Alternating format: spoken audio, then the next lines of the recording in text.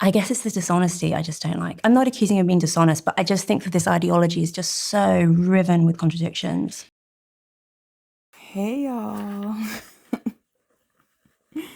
it's me again here to make my critiques about the DOAC. The video I'm critiquing is feminism creating lonely, broken, sexless men? Basically, we have three women talking about feminism and sexual freedom. This is what a man and three white women wanted to talk about when it comes to feminism. Let's just make that very clear. The three women on the panel to talk about sexual freedom: Deborah France White, Louise Perry, and then Erica Commissar. Louise Perry writes about ideas for a living. I think she's a journalist, if I'm not mistaken. Erica, she categorizes herself as a maternal feminist. And as a maternal feminist, she elevates women in their roles as mothers. She's a conservative woman who's trying to take people back to the good old days, you know? And finally, with Deborah France White, she believes sexual revolution brought autonomy, agency, and sexual freedom. She describes agency as the ability to choose what to do moment to moment, and then autonomy as, can I direct my life? I mean, they sound pretty similar to me, but I agree with all of them, and I also disagree with all of them on certain points. So yeah, we'll get right into it. Erica is like the mammy of the group. Louise is a pick-me / male apologist. And then we have Deborah, who is more like, those liberal, anything goes. And I agree with her to some extent, but she too is a little bit lost in the sauce, in my opinion, when it comes to her ideas on how young girls should be experiencing sex. Just say that I don't agree that we are encouraging monogamy. I think we're encouraging polygamy. And I don't mean marriage polygamy. I mean multiple partners.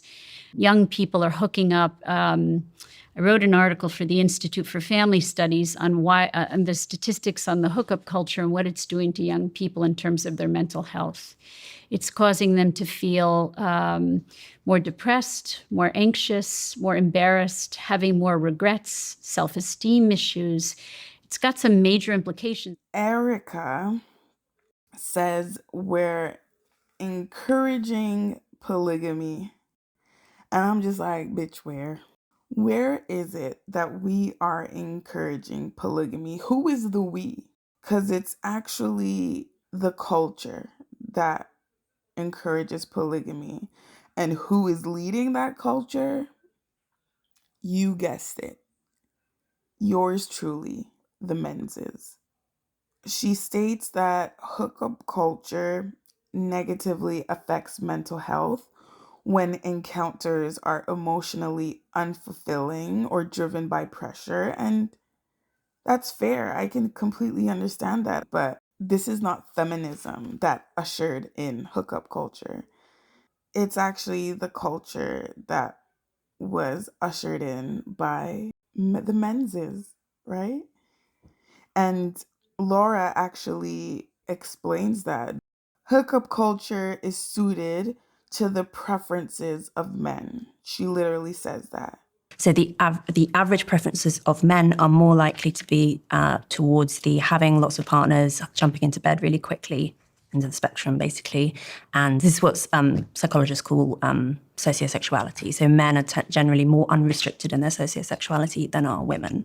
And hookup culture favors the highly sociosexual. And on campuses which have more men than women, so the women are the scarcer resource, basically, assuming everyone's heterosexual, right? They tend to have more more conservative sexual cultures, so more monogamy, less hooking up, people wait longer to have sex, etc. On campuses where there are fewer men and more women, which increasingly is true of all universities, actually, 60 because to 40, exactly, you have the opposite. You have more hookup culture because basically the men are the scarce resource and they can set the terms, and men prefer more hookup culture. Why do you think that is? It's because men keep that culture going. It benefits them and what they desire. Whereas when there's women controlling the terrain, there's less hookup culture. Laura refutes Erica's point about this hookup culture and how feminism is the cause for that. I do agree when she says it's not wise to subject girls to hookup culture.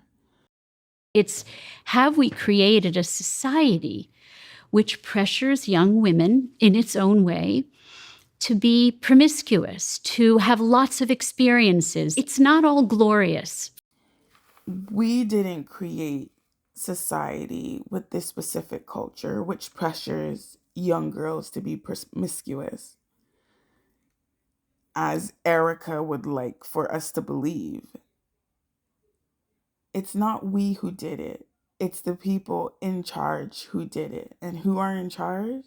The menses. They are in charge, right? We live in a patriarchy. Deborah speaks up. The question is posed, is no sexual experience the better route for young girls? And I think it is. I think it is. To some extent. The extent, the age of 25. I'm going to be completely honest. Society in general is conflating sexual experience with relationship experience.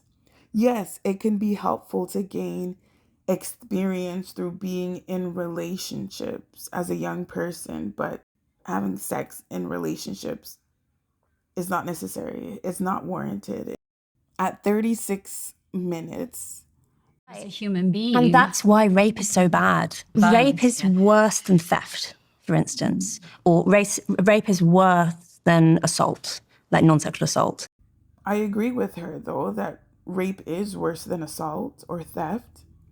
Some people may not agree with me, but hot take, rape is even worse than murder in some cases. Tell me when rape is ever warranted. Tell me when rape is ever justified. Now, tell me when murder is justified. Self-defense. There's no reason why rape can be justifiable, but there is a reason why murder can be justifiable. Off the bat, I'm already saying that rape is worse. We get to a point where Laura makes this very weird question. She's like, can you say sex is leisure or unimportant and also say consent is important? Yes, consent is always important. Like, it was really hard to grapple with how that was an actual question that she was trying to reason, which in my mind is like, oh, okay, your mind is fucked. Your mind is warped. Because there is something uniquely intimate and therefore uniquely violating about having sex without consent. And I think that it's really hard actually to hold those two things simultaneously in mind and say sex is unimportant. It's basically just like a skill set that you can practice on other people, that it's a leisure activity, all this kind of... It trivializes Right. And then also say, but consent is extraordinarily important. Like, why? Do you not see the contradiction there? Just because somebody can say that, yeah, sex doesn't mean a lot, you're then translating that to say, it's okay. Somebody can just leisurely have their way with you without you wanting them to. Like,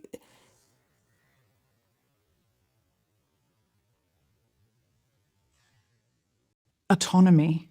If I want it, if I want somebody, especially penetrative sex, you're talking about rape, you're talking about penetrative sex, there's nothing worse than somebody inside your body, violating your actual insides. Nothing worse than that. Erica then comes up and she says something that I agree with. So she says sex is a really small part of the relationship. And I agree to this. We need to be more prescriptive to young folks about sex. A young person to me is anybody 25 and younger. Their brain is generally done the growing.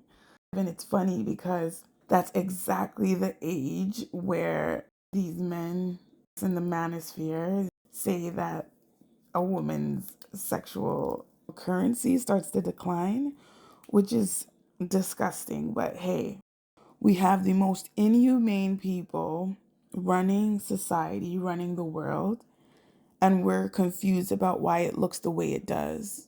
Obviously, if you have the least humane people in charge of everything, shit's gonna look wild. Shit's gonna look inhumane. Shit's gonna look ghetto as heck. And that's what it looks like. I believe in what Erica said about teaching people about the arc of a life. Give people the option to make informed decisions about their life. She said something right afterwards, though, that I completely disagreed with, which is we have all this sexual freedom, but young women are still unhappy. We have all this sexual freedom. We have all of these feminist ideals, and yet young women are so very unhappy. You've got a causation correlation problem there. I think the world is not well. We are really looking down the barrel of climate change, land wars. Cost of living is out of control. Young people will never own a home unless their parents give them an enormous amount of money. There are so many factors feeding into the unhappiness of people of all ages, and young people look at this long future and go, what is this going to be for me? I think to blame feminism for that is misguided. And it's like these learned women, people like Erica, people like Louise, all the school they went to, like they pick and choose when to use their brain and when not to. Just because they're unhappy doesn't mean it's because of sex and feminism. But hey, that's my opinion. For Miss Erica, she believes it's feminism that's making the girls unhappy. And it's because of the culture that she grew up in. She goes on to say, we teach women to be impulsive, to be in the moment. And we don't teach that. We say, just be impulsive, be in the moment. And I think that's a lot of what's causing the unhappiness. And it's like, what culture is teaching you that? Because in my culture, that damn sure ain't what they were teaching. To be honest, it's a small group of women that are teaching that women should be impulsive, should live in the moment. It's palm-colored folk that are always wanting to go to work, leaving children in daycare. That rhetoric comes from a small group of women. In my culture, that was not promoted at all. It was be very pious. There was a lot of, go to work, but it wasn't go to work and leave your family. It was go to work so you can take care of your family. Because this subject of manosphere has been at the very forefront of conversation. Everything's a little out of balance. Everything's a little out of whack. So it was out of whack in the 50s. And so we fixed it. And now it's out of whack in a different way. We went from the patriarchy of men dominating women to now we have the patriarchy of women dominating men. I mean, what we need to do is not go back, but come to the middle. We need to, it just makes common sense. We've had a patriarchy of men dominating. And now we have a patriarch of women dominating. Erica Commissar, what are you saying, girl? Where are the women, the patriarch of women dominating? Like, literally the Senate, Congress, Parliament, that people in actual power passing the laws for our society are majority men. Keep in mind, the topic is sexual freedom and feminism. Erica starting to talk about we don't admire women and we don't respect mothers. It's not feminism that's doing this. It's the patriarchal culture. Women are not respected. Feminism is trying to get people to respect women. So it's just like so backwards. Laura, the male apologist, Miss Pick Me herself, she brings up a point. She says gender roles have their privileges. Gender roles traditionally contain both privileges and responsibilities. So for men, the privileges are kind of obvious, like feminists have drawn a lot of attention to these. But men also have counterpart responsibilities, which includes things like dying for their country or for their family, which includes doing backbreaking labor. There are all sorts of hard things that men are expected to do in exchange. I think this is the unwritten agreement in exchange for those responsibilities, those privileges rather. Women have that too. So women have some privileges. You get to the women and children first principle when it comes to saving lives. Women are often the beneficiaries of what's called benign sexism, so men being kind of deferential to women, like nice gentlemanly men being deferential to women. There's this cognitive bias called the women are wonderful principle, where people will actually, if you ask someone do you want to save a woman that you don't know or a man that you don't know from drowning, people will overwhelmingly choose to save the woman. Women have the privilege of benign sexism, where men be nice. I was just listening to that like, wait, what? Because we should be in a culture where being nice is just the standard, but we're not. Because we live in a certain culture which believes that there are some people who don't deserve and there are some people who do. Louise, I think I've been saying Laura, but I mean Louise. She also brings up the women are wonderful principle, where they're saving the women as a resource, not because women are just these great beings. Basically, if feminism cannot reproduce itself, literally, if it is the case that a feminist society is a very, very low fertility society, which does not respect motherhood, which discourages women from having children because it limits your freedom, etc., then feminism dies out. Feminist societies die out. They wither and die. And conservative, very conservative, not the kind of conservative I'm okay with, like the very conservative societies, if they are the only ones that can accommodate children, then they win. It is intellectual dishonesty to say that a feminist society is a low fertility society. We don't actually have a feminist society. We live in a society where feminism is subverted by patriarchy. The feminist agenda has not reached its horizon. We are still fighting for equal rights. So this feminist society that she's talking about really doesn't exist.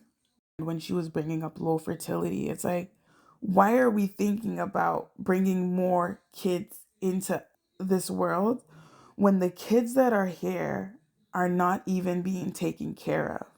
It's not a feminist society that doesn't respect motherhood. It's a patriarchy that doesn't respect motherhood. Feminism is actually restoring balance. The world is overpopulated. Women not wanting to have more children is actually the smart thing to do given the current state of the world. And intellectuals like Louise are so frustrating to listen to because they miss the mark. And the reason they're missing the mark is due to their racism. I don't know if it's racism, I don't know if it's narcissism, their privilege. There's just a cognitive dissonance there. They either can't see or refuse to take a look at the contradictions of their existence. For example, with low fertility society, it's only white people that are going to go extinct if we keep on the same trajectory we're going on. As a human race, we're not running out of people anytime soon. Louise, Erica, they are the primary beneficiaries of feminism in patriarchy. And they get to live in a bubble void of a colored perspective. So at the 2-hour, 5-minute mark, Stephen asks, where do you think feminism dropped the ball? And oh my gosh, I had to roll my eyes because Where did feminism drop the ball? In prioritizing the interests of a small, unrepresentative group of women over the interests of other women. And I don't just mean in terms of like class or wealth, although that is a factor. I mean, a lot of it is to do with personality. We've talked about agency. We've talked about some people are more maternal than others. You know, I think that one of the perennial problems with feminism is that the women who tend to sort of rise to the top and get media careers, I do realize I'm in this category. feminism dropped the ball in prioritizing the interests of a small, unrepresented group of women over the interests of others. Is that not the biggest irony? Okay, let's talk about it. That means we really shouldn't be seeing white women on the platform like this. They are a small, unrepresented group of women when you take into account the entire populace of women all over the globe. White women's voices shouldn't be the loudest if it's her belief that a small, unrepresented group of women shouldn't be prioritized over the greater majority. Yet here she is with another one of her maternal feminists talking about birth rates when that's not a priority. You know what's a priority? Reducing the violence against women, getting food and shelter to women.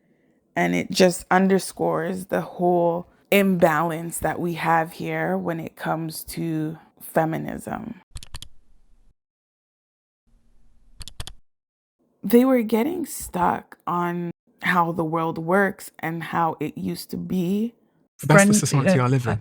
But let's reshape it. Raise your children to think differently and reshape it. Is the society we live in a consequence of our evolutionary? Let's start creating the world we want to live in, a place where it won't cost you your peace of mind, your health, your life to be unassuming. What I took away from this conversation is that women should not be sexually liberal with men. Also, feminism should not prioritize the interests of a small group of people over the larger majority. The biggest issues for women currently is not sexual freedom. It's a topic because the host of this huge show is a man. And of course, when it comes to women talking, he won't be engaged unless they're talking about sex. We need to be prioritizing the interests of the majority of women. And the majority of women all across the globe right now are dealing with violence and slavery in the form of unpaid labor and employment disparities.